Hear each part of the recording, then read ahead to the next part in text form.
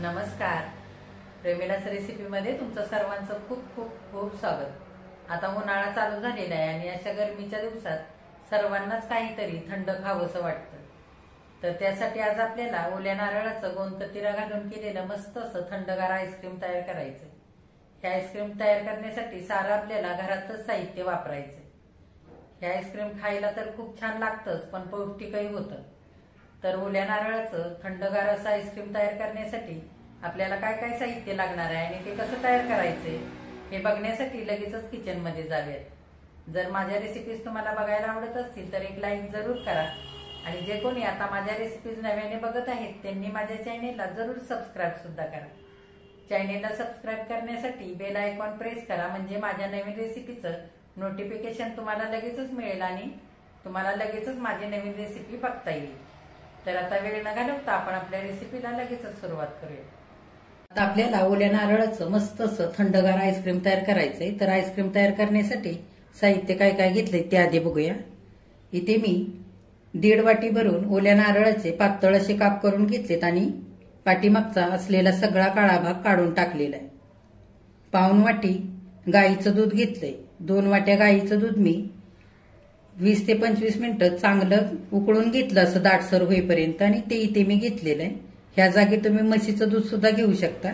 हे थंड किंवा गरम दूध इथे घेतलेलं नाही, रूम टेम्परेचरचं दूध इथे घेतलेलं आहे. इथे 5 ते 6 तास भिजवलेला गोंदकतिरा घेतलाय. इथे नारळाचं पाणी घेतलंय. इथे 10-12 काजू घेतलेले, दळलेली साखर अर्धी वाटी घेतली, 3 वेलची घेतलेले, मिल्क पावडर घेतली अर्धी वाटी. तर सगळ्यात आधी आपल्याला काय करायचंय ते बघूया. आता सगळ्यात आधी आपल्याला ओलं खोबरं वाटून घ्यायचंय. तर ह्या जागी तुम्ही शहाळ्यातलं ओलं खोबरं सुद्धा वापरू शकता किंवा डेसिकेटेड कोकोनट सुद्धा वापरू शकता. आता आपण मिक्सरच्या भांड्यामध्ये सगळं खोबरं घालूया. त्याच्यामध्ये काजू सुद्धा घालूया. काजूने आईस्क्रीमच्या बॅटरला छान दाटसरपणा येतो आणि आईस्क्रीम चवीला पण छान लागतं. जर तुम्हाला नसेल घालायचे काजू तरी नाही घातले तरी सुद्धा चालते. आता आपल्याला ह्या मिश्रणामध्ये 1 चमचाभर गोंदकतिरा घालायचंय. हे बघा, ह्या पद्धतीने असा गोंदकतिरा भिजल्यानंतर दिसतो बर्फासारखा.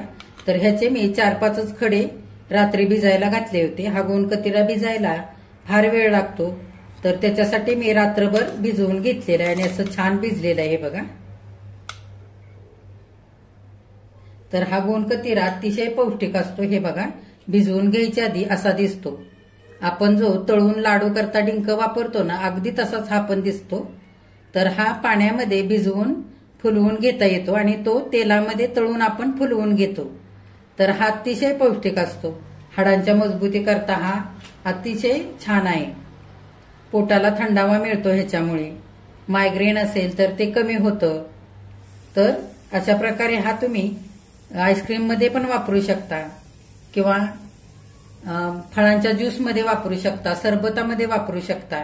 तर आता आपण 1 चमचाभर ह्याच्यामध्ये घालूया. फार नाही घालायचा. आणि हा गोंदकतिरा डिंक असतो त्याला अजिबात स्वतःची अशी चव नसते. हा पण कुठल्याही पदार्थामध्ये घातला तर त्याच पदार्थाची ह्या डिंकाला चव लागते. फक्त हा पौष्टिक आहे म्हणून मी इथे वापरते. तर हा आयुर्वेदिक औषधाच्या दुकानामध्ये मिळतो किंवा होलसेल मसाला मार्केटला मिळतो.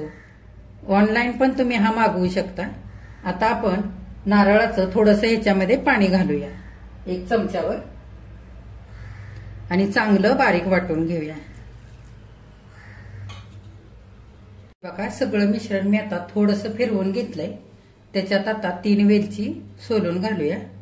तुम्ही वेलची पावडर पण घालू शकतात. आपल्याला हे वाटूनच घ्यायचंय, त्याच्याकरता मी अशा फ्रेश वेलची सोलून घातलेले, छान सुगंध येतो.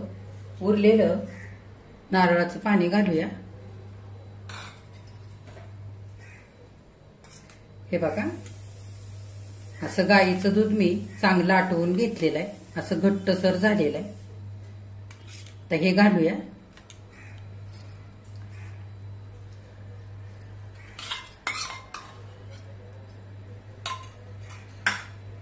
त्याच्यातच मिल्क पावडर पण घालूया. साखर घालूया.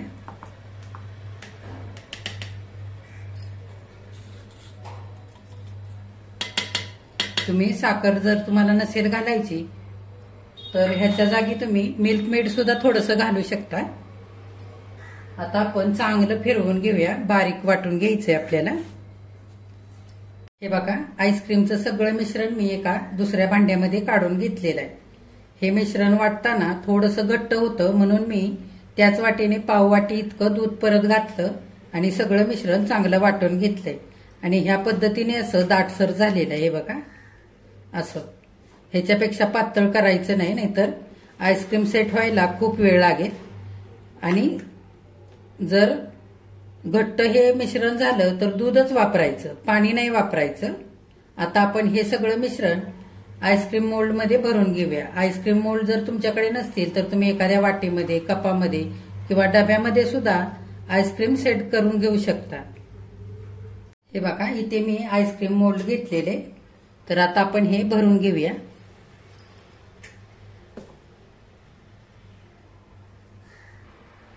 हे बघा, असं गच्च भरून घ्यायचं आणि झाकण लावायचं. आपण आईस्क्रीमच्या स्टिक्स नंतर लावूया. आईस्क्रीम सेट झाल्यानंतर सगळे मोल्ड आपण असेच भरून घेऊया.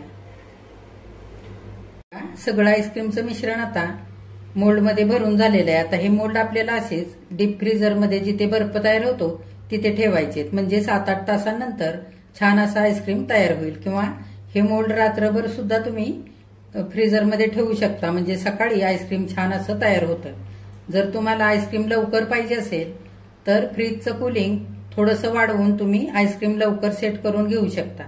आता हे मी रात्रभर असेच मोल्ड ठेवणार आहे फ्रीजरमध्ये आणि सकाळी तुम्हाला आईस्क्रीम दाखवणार आहे.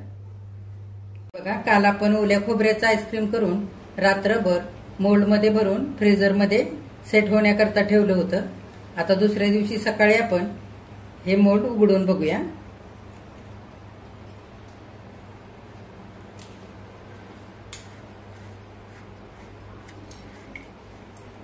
हे बघा, आता आपण आईस्क्रीम स्टिक्स लावून घेऊया.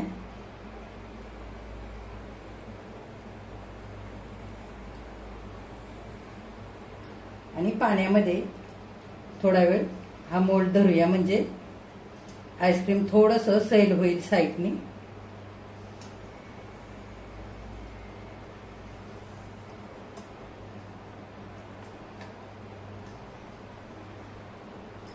बघा, 4-5 सेकंद आईस्क्रीमचा मोल्ड पाण्यामध्ये धरला होता. आता आईस्क्रीम हलकंसं सैल झाले साईडने.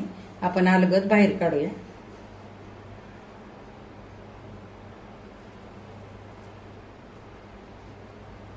हे बघा, अगदी मस्त सेट झालेला आहे.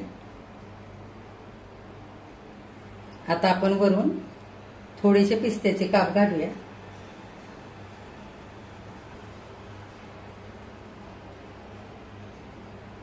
हे बघा, डेकोरेशन करता असे लावायचे म्हणजे आईस्क्रीम छान दिसतं.